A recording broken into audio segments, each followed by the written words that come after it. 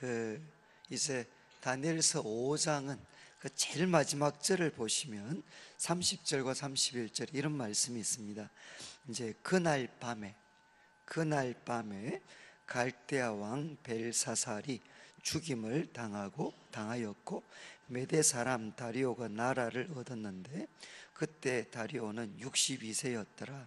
그러니까 이제 그날 밤에 그 갈대아 왕 벨사살이 죽임을 당했다. 그래서 그냥 이 말씀을 단순하게 이제 그냥 받아들인다면 이제 이날 그 바벨론이 이제 멸망을 했다는 겁니다. 멸망. 그래서 만약에 이 말씀을 이렇게 받아들이게 되면 이때가 이제 BC로 하면 한 537년, 주전 537년이 됩니다. 그러면 이제 그 다니엘서 1장에 다니엘이 포로로 끌려오는 시기가 나옵니다. 그런데 다니엘은 이제 1차 포로로 끌려갔던 사람입니다. 그러면 이제 1차 포로로 끌려갔으면 대충 이제 그 시간이 언제쯤인가 하면 주전 605년 정도 됩니다. 605년. 그러면 605년에서 한 538년 정도 하면 약 시간적인 간격이 약 한 70년 정도 됩니다. 70년.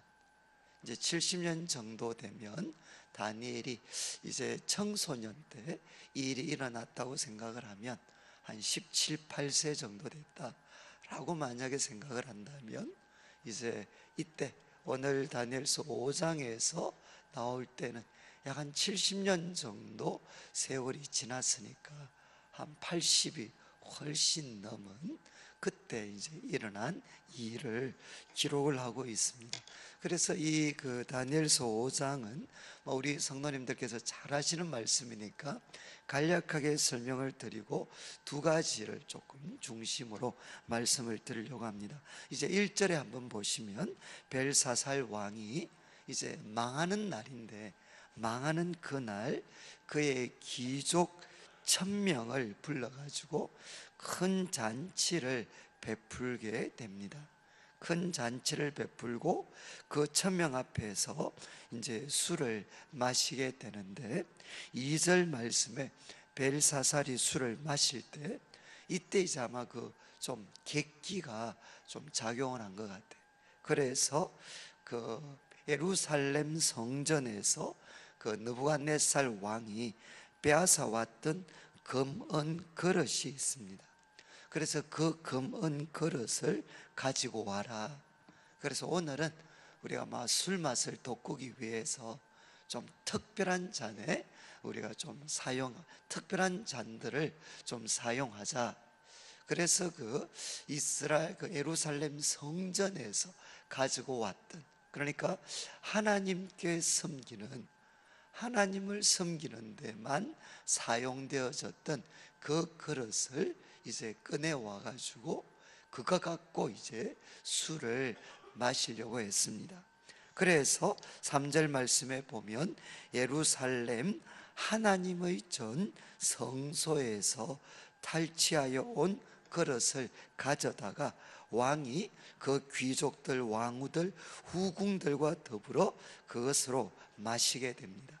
그러니까 이것은 하나님을 아주 극도로 모독하는 그런 행동이죠. 이제 그 하나님을 섬기는 데만 사용되어졌던 그 성전의 그릇들을 갖고 오게 해서 그것으로 술을 마셨습니다. 그리고 이제 더 나아가서 4절에 보면 그들이 술을 마시고는 그 금은 구리, 쇠나무, 돌로 만든 신들, 그러니까 이제 바벨론은 다신 국가입니다. 여러 신들을 섬기는 그런 나라였는데 그 우상들을 찬양을 했다는 겁니다. 그래서 하나님은 참 모독을 하고 그리고 이 신들을 막 이렇게 찬양을 했습니다.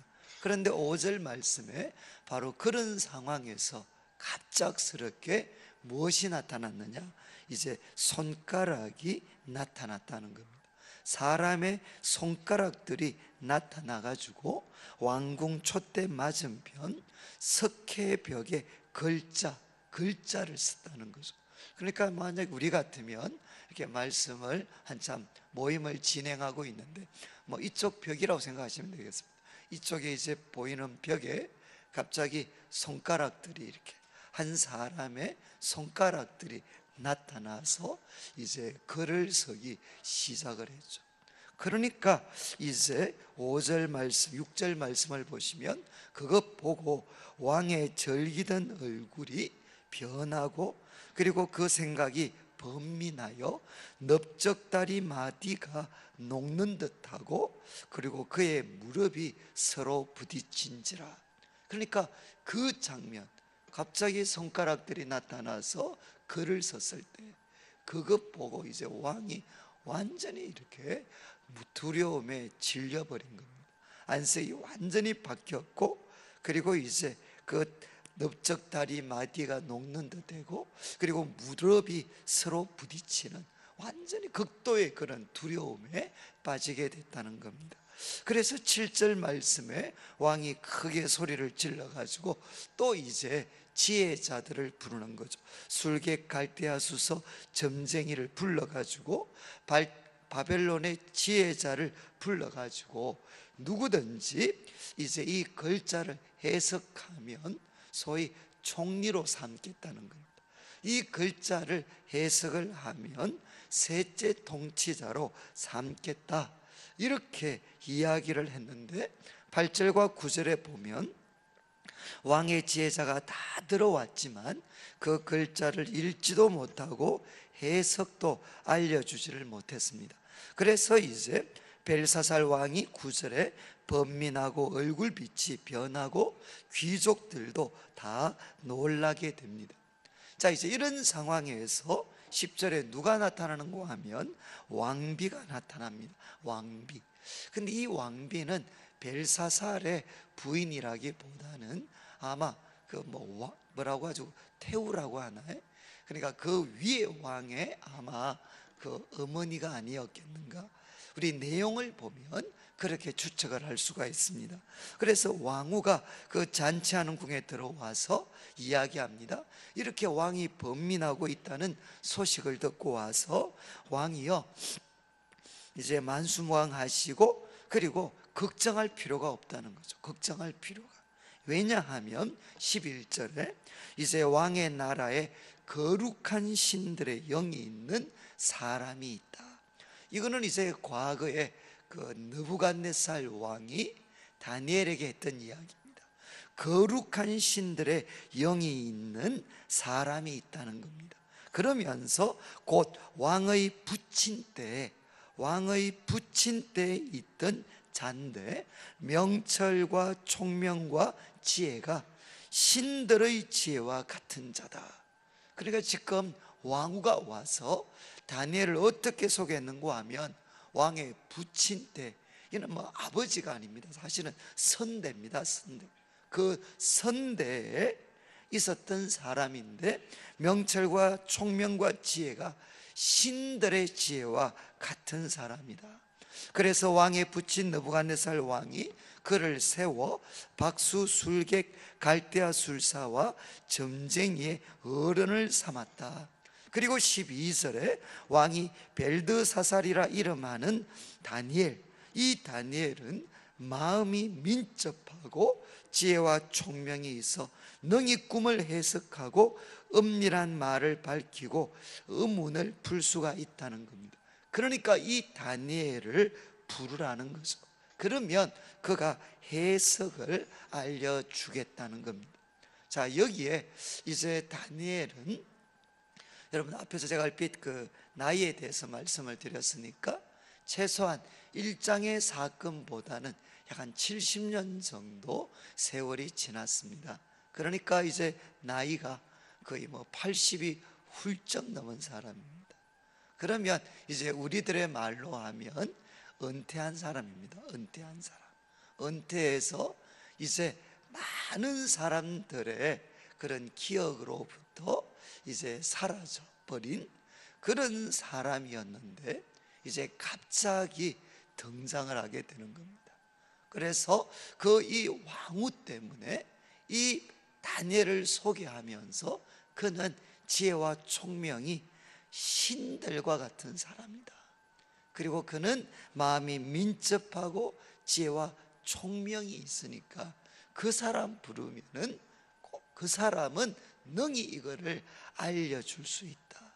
이렇게 왕후가 이야기해서 이제 다니엘, 벨다니엘을 부르게 됩니다. 자, 이제 13절에 보시면 다니엘이 부름을 받아서 왕 앞에 서게 됐을 때 이제 이 벨사살이 아주 거만한 말을 하죠. 내가 나의 부왕이 유다에서 사로잡아온 유다 지파, 유다 자손 중에 그 다니엘이냐. 그러니까 분명히 그 왕후가 소개를 할 때는 참 이렇게 그 신들의 지혜가 있는 자다, 이렇게 이야기를 했는데, 지금은 이 벨사살은 그런 말보다는 이제 우리 선친이 그 유다에서 사로잡아온 자손 중에 그 다니엘이냐, 아주 그 연세 높으신 분을 이렇게 낮추는 겁니다. 그러면서 15절에 내가 너에 대해서 들으니까 너 안에는 신들의 지혜가 있다, 명철, 총명, 비상한 지혜가 있다 하는데, 지금 아무도 이 손가락이 선 글을 읽지 못하는데 내가 잘한다고 하니까 이제 이거 하면 16절 마지막을 보시면 내가 너를 나라의 셋째 통치자로 삼을 거다. 여러분, 이 셋째 통치자, 원래 왕이라면 두째 통치자를 삼아야 되잖아요. 그래서 이 벨사살이라는 인물은 그 당시 바벨론의 마지막 왕이 나보니두스라는 왕이 있습니다. 나보니두스라는 그 마지막 왕의 아들일 거라고 대부분 생각을 합니다. 그래서 그 나보니두스의 아들로서 그 아버지를 도와삼아 같이 이 바벨론을 다스렸던 사람인 것 같습니다. 그래서 셋째 통치자다라고 이야기를 하죠. 셋째 통치자로 삼겠다라고 이야기를 합니다. 그러니까 이제 17절에 다니엘이 이야기합니다. 이 다니엘 이야기를 한번 보시죠.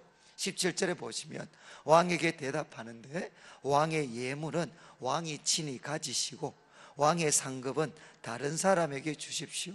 그럴지라도 내가 왕을 위해 이거를 읽고 그 해석을 알아야겠습니다. 그러니까 참 이게 그 돈 딴 사람 주십시오. 그 왕 가지고 그것도 줄 거 있으면 딴 사람 주십시오. 나 그거 안 받지만 내가 해석을 해드리겠다는 겁니다. 그러면서 이제 18절을 보시면 이 다니엘이 왕을 결국 책망을 합니다. 책망. 그 선친 왕이요, 지극히 높으신 하나님이 왕에 붙인 느부갓네살에게 나라, 권세, 영광, 위엄을 주었고, 그리고 19절 그에게 큰 권세를 주어서 모든 그 사람들이 그 앞에 떨고 두려워했고, 그리고 그는 임의로 죽이고 살리고 높이고 낮추었다는 겁니다. 그런데 그때 20절 그가 마음이 높아졌다는 거죠. 벨사살도 알고 있는 이야기입니다. 그가 그 느부갓네살이 마음이 높아져서 교만하이 행해가지고 그 영광에서 쫓겨났다는 거죠. 그래서 21절에 사람에게 쫓겨나서 마치 소처럼, 짐승처럼 그런 세월 보냈는데 왜 그런 일이 일어났느냐? 21절 마지막 4장에 나왔던 내용입니다. 지극히 높으신 하나님이 사람 나라를 다스리시며 자기의 뜻대로 누구든지 그 자리에 세우시는 줄을 알기에 이르렀나이다. 그러니까 하나님이 왜 이 일을 하셨느냐? 지극히 높으신 하나님이 사람의 나라를 다스리시고 그분이 원하는 자에게 이 나라를 맡기는 것이다. 이거 알도록 하나님이 그 느부갓네살을 징계했다는 겁니다. 그런데 22절 이제 벨사살 왕이요, 왕은 그의 아들이 되어서 그의 후손이 되어서 이것 알고도 아직도 마음을 낮추지 아니하고, 이제 패망의 이유가 되는 겁니다. 이거 알면서도 마음을 낮추지 아니하고, 그리고 23절 도리어 자신을 하늘의 주제보다 높이며, 마음을 낮추지 않고 첫 번째는, 그리고 두 번째는 자신을 하늘의 주제보다 높여서 그의 성전 그릇을 왕 앞으로 가져와서 왕과 귀족들, 왕후 후궁들과 그것 가지고 술 마시고, 이제 마음이 하늘의 주제보다도 자신을 더 높여서 그 성전의 그릇 갖고 술을 마시고, 그리고 중간에 보십시오. 그러면서 왕이 또 보지도 듣지도 알지도 못하는 검은 구리 새와 나무 돌로 만든 신상들 찬양하고, 이제 그 우상들은 찬양하고, 마지막입니다. 도리어 왕의 호흡을 주장하시고 왕의 모든 길을 작정하시는 하나님께는 영광을 돌리지 아니하셨습니다. 그러니까 다니엘이 책망하죠. 그 느부갓네살 선대, 그 느부갓네살 왕에게 일어났던 일, 그 잘 아시면서도 지극히 높으신 하나님, 그분 앞에 마음을 낮추지 않고, 그 다음에는 하늘의 주제보다도 자기를 더 높여서 그 하나님의 거룩함을 범하였고, 그리고 우상을 섬겼고, 하나님께 영광을 돌리지 않는, 하나님께는 영광을 돌리지 않는 이런 잘못을 범했다는 겁니다. 그래서 그 글자는 바로 이것이라는 거죠. 읽었지만 저희들이 25절을 보시면 기록된 글자는 이것입니다. 메네 메네 데겔 우바르신. 바로 글자는 바로 이겁니다. 메네 메네 데겔 우바르신. 이게 뜻이 뭔가 하면은, 메네는 이제 26절을 보시면, 메네는 하나님이 이미 왕의 나라의 시대를 세워서 그것을 끝나게 하셨다 하며, 이 메네라는 말의 뜻이 뭔가 하면 세어보다, 소위 이제 카운트하는 겁니다. 우리 숫자 셀리잖아요. 그래서 메네는 뭔가 하면 세어보다, 하나님이 세어보셨다는 겁니다. 세어보니까 이제는 끝내야 되겠다, 끝내야 될 때가 왔구나. 그래서 메네는 세어보다, 하나님이 세어보셨고, 그리고 이제 끝내시려고 한다는 겁니다. 그리고 이제 그 27절 데겔은 뭔가 하면 왕을 저울에 달아보니 부족함이 보였다 하며, 데겔은 뭔가 하면 달아보다라는 뜻입니다. 저울에 달아보다. 이제 데겔은 달아보니까, 하나님이 왕을 저울에 달아보니까 부족함이 보였다는 겁니다. 그리고 이제 마지막 이 베레스, 우바르시는 이 베레스의 복수형입니다. 복수형. 그래서 베레스는 왕의 나라가 나누어서 메대와 바사 사람에게 준바되었다 함이니라. 이거는 뭔가 하면, 이제 베레스는 뭔가 하면 나누다, 이렇게 나누다라는 뜻입니다. 그러니까 사실 쓰여진 글씨는 메네 메네 데겔 우바르신, 이거 뭐겠습니까? 세어보다, 세어보다, 달아보다, 나누었다, 이런 뜻이죠. 그러니까 세어보다, 그리고 달아보다, 나누었다. 여러분, 이거는 참 무서운 말씀입니다. 지금 이제 그 잔치를 벌이는 그 잔치장에 갑자기 하늘로부터 손가락이 나타나서, 손가락들이 나타나서 글을 썼습니다. 달아보다, 달아보다, 세어보다, 세어보다, 그리고 달아보다, 그리고 나누었다. 여러분, 하나님께서 세어보시고, 그리고 하나님이 달아보시고, 그리고 하나님은 이제는 나누어야 되겠다. 그래서 그 나라를 쪼개어서 메디아와 페르시아, 메데 바사에게 이 나라를 넘겨줬다는 겁니다. 그래서 29절에 보시면 이렇게 다니엘이 해석해 줬기 때문에 벨사살은 이제 약속했는 대로 다니엘을 셋째 통치자로 삼았지만, 그날 밤에 갈대아 왕 벨사살이 죽임을 당하고 나라가 멸망하게 된다는 겁니다. 여러분이 이제 이 말씀은 잘 하시는데, 이 말씀에 보면 예절을 보시면 좋겠는데, 한 사람은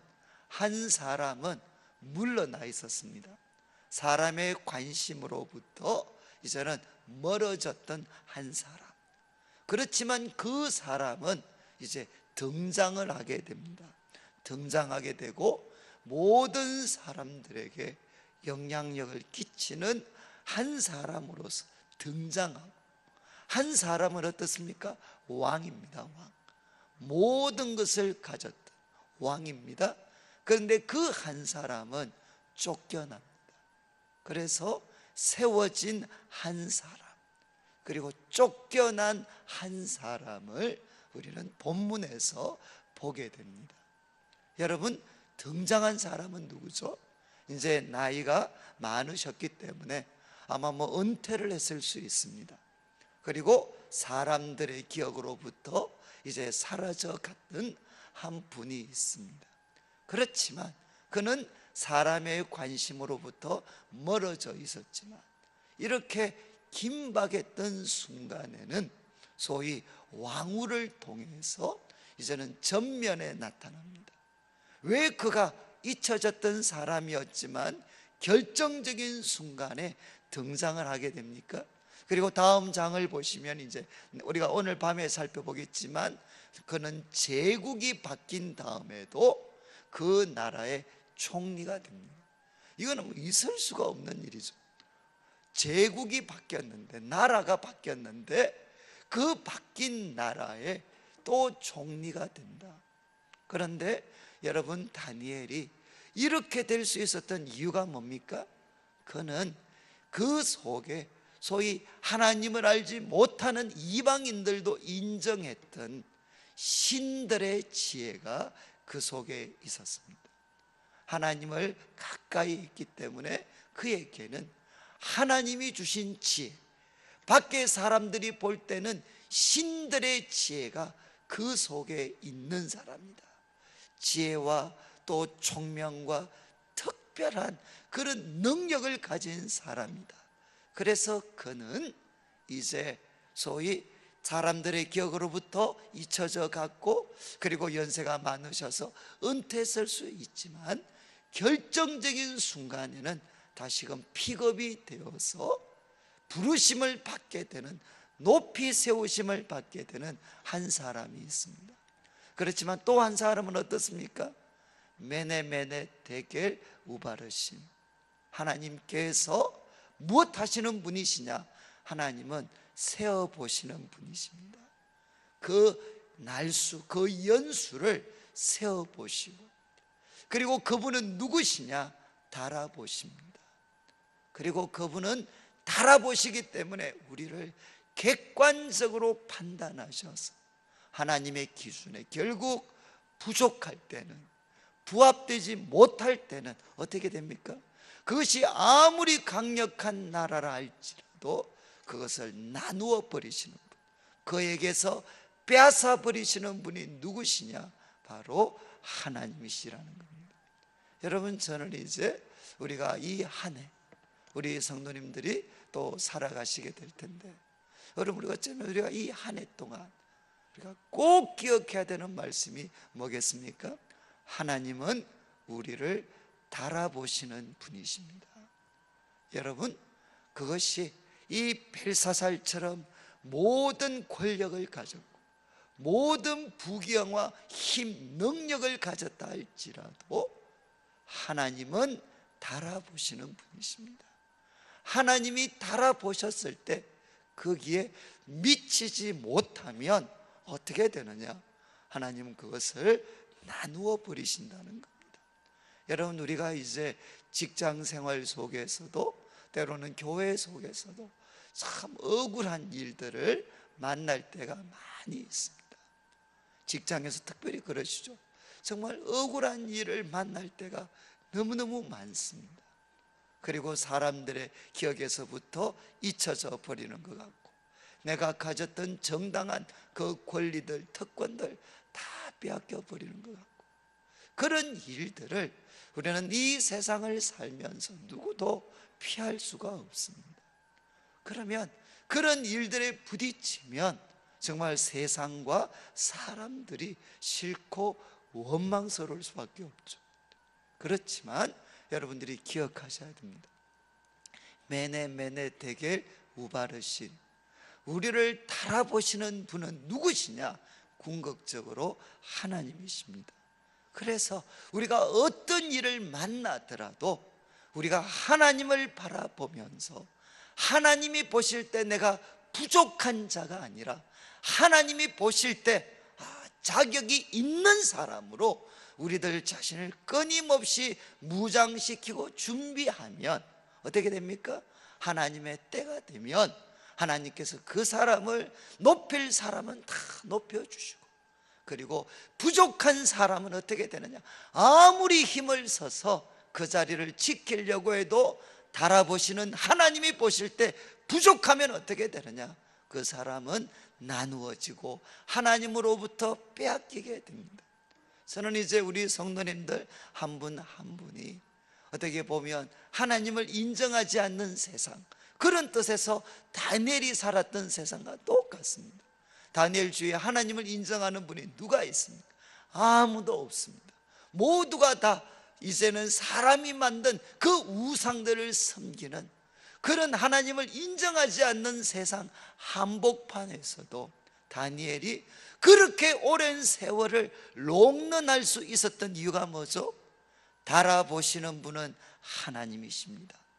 그리고 지극히 높으신 이가 사람의 나라를 다스리시고 그분 뜻대로 그 나라를 주신다라는 것을 다니엘은 알고 믿었기 때문에, 그 믿음에 합당하게 그가 살았기 때문에 다니엘의 인생은 무엇을 보여주느냐? 하나님이 달아보시는 분이시다. 그리고 하나님이 우리 인생을 결정짓는 분이시다 라는 것을 보여주는 것이 바로 다니엘서의 가르침입니다. 저는 우리 성도님들 한 분 한 분이 이제 앞으로 이 한 해, 그리고 앞으로 남은 평생을 살아갈 때 항상 이 말씀, 하나님은 누구신가 세어보시고, 그리고 달아보시고, 그리고 평가하신다 하면 결정을 내리시는 분이 누구시냐? 하나님이시다 라는 것 항상 기억하고, 저는 이제 저는 제가 교역자로서도 그런 생각이 드는 것 같아요. 막 좀 더 우리 성도님들과 똑같이 좀 더 일찍 성공하고 싶고, 좀 더 유명해지고 싶고, 좀 더 많은 것 가지고 싶고, 좀 더 큰 영향력 나타내고 싶고, 이거는 사람들이 모두가 다 가지는 욕구입니다. 그런데 거기에 사로잡혀져 버리면 어떻게 되죠? 악수를 두게 되고, 그리고 또 편법이 나오게 되고, 사람 요령을 부리게 되고. 왜 그렇겠습니까? 바로 이 인간의 나라는 인간이 다스린다라고 생각하면 인간이 중요하는 그런 방법들 따라가다 보면 다 이렇게 됩니다. 그렇지만 바로 달아보시는 분이 하나님이시다 라는 것 기억하면서, 비록 사람들은 알아주지 않고 외면한다 할지라도 하나님 앞에 바르게만 서 있으면 하나님이 보실 때 가장 적당한 때에 하나님은 우리를 높여주시고 세워주시고, 그렇지만 정말 모든 것 가진 것 같다 할지라도 하나님의 기준에 부합되는 자기 자신을 가꾸지 못하면 어떻게 되느냐? 벨사살처럼 어떻게 되죠? 하나님이 달아보시고 부족할 때는 바로 그가 하나님이 주셨던 것 다 거두어 가 버리시게 됩니다.